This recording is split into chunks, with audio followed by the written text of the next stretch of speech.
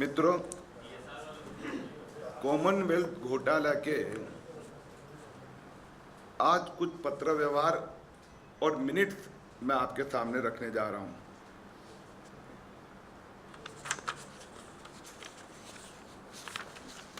I am releasing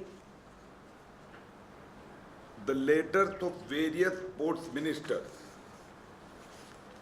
Actually, during the Commonwealth Games, since 2004 till the games were over, that is 2010 October, India had 3 sports ministers.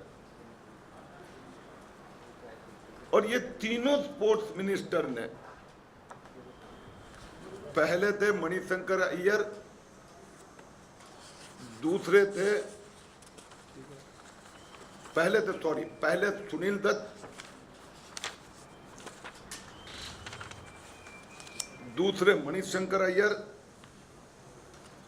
और तीसरे mister MS Gill. तीनों ने सुरेश कलमाड़ी के शासन में अध्यक्षता में बहुत बड़ी गड़बड़ी हो रही है, ऑर्गेनाइजिंग कमेटी के वह चेयरमैन पद पर रहना ये अयोग्य है, ये तीनों स्पोर्ट्स मिनिस्टर ने प्रधानमंत्री जी को लिखकर भेजा था। 14 नवंबर 2004 सुनील दत्त जी का पत्र है। उसके पश्चात मणिशंकर अय्यर स्पोर्ट्स मिनिस्टर बने। मणिशंकर अय्यर जी ने 23 अक्टूबर 2007 पत्र लिखे और अंत में MS गिल उन्होंने 26 सितंबर 2009 को पत्र लिखा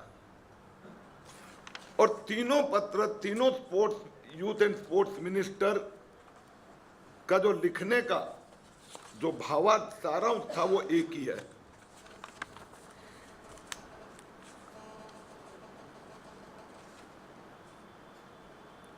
मैं मणिशंकर अय्यर का जो पत्र का कुछ उल्लेख करूंगा।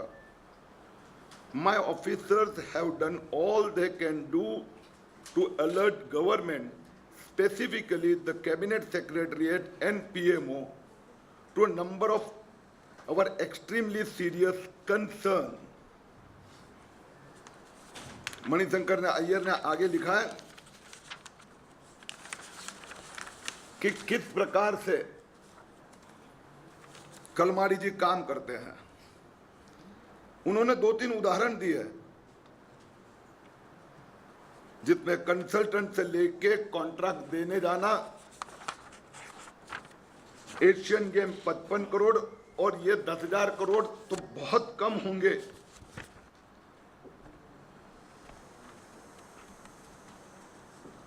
Manishankar Aiyar in his letter stated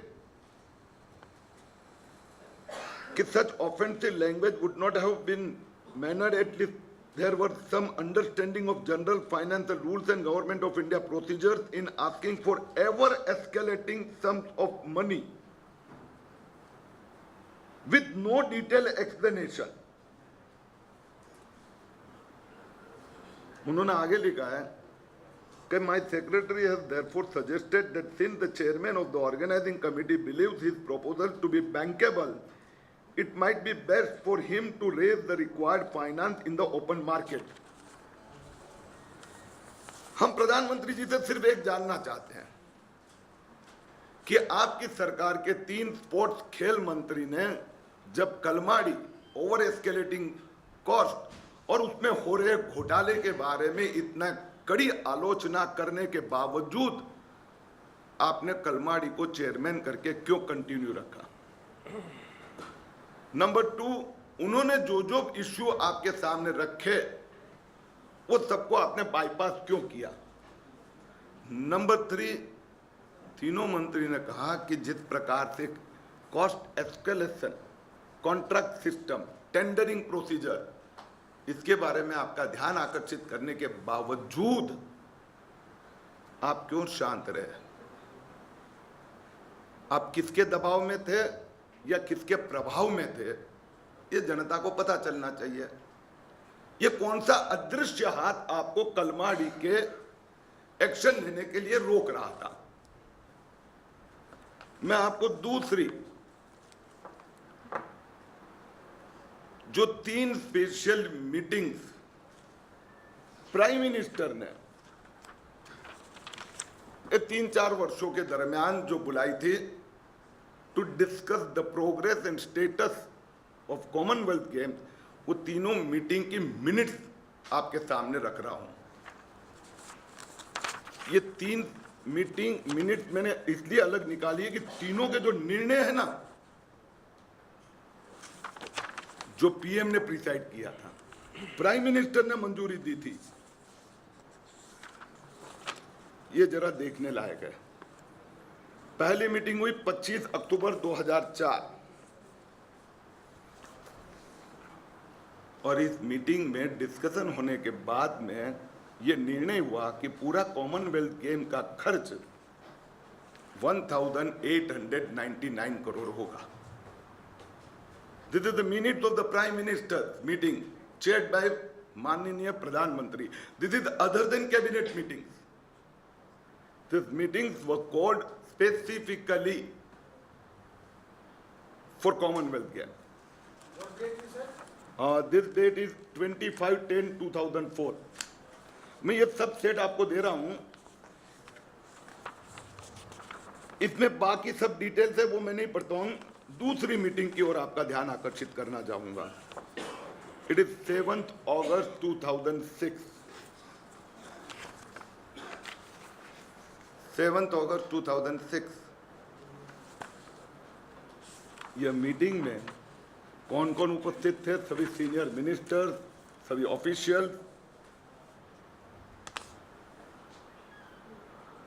और इसमें जो कुछ निर्णय हुए हैं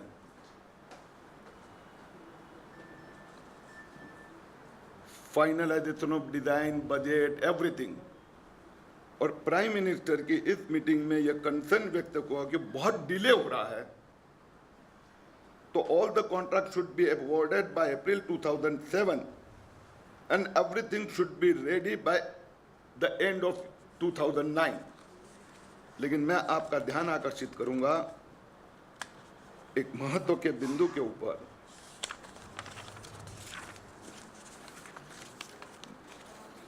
we will request explanation from Honorable Prime Minister and PMO on this point. The chairman, बाकी आगे पीछे का नहीं पढ़ रहा हूं, this is the minute, तो डिसीजन जो हुए वो जानकारी है। The chairman of organization committee assured, going by the experience of major events like Sydney Olympic and the Melbourne 2006 Commonwealth Games, the revenue targets likely to be exceeded. He confirmed that due process of tendering has been followed by the organizing committee for the engagement of Messrs. Fast Track UK in respect of international broadcasting rights. ये company का नाम ध्यान में रहे। और number 2, Messrs. Sports Marketing and Management Australia MMA, ये दोनों company के संबंध में सीबीआई इन्वेस्टिगेशन करके कलमाड़ी पर चार्जशीट लगा रही है।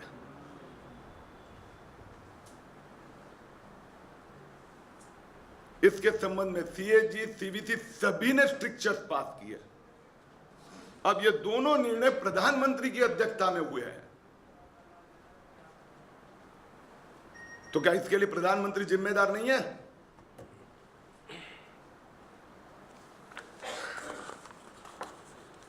मित्रों, एक और माननीय सुरेश कलमाड़ी जी के जो चार्जशीट लगाई जा रही है, यानी चार्जेस लगाई जा रहे हैं, वो है स्विस टाइम जो कंपनी है उसके संदर्भ में। Swiss timing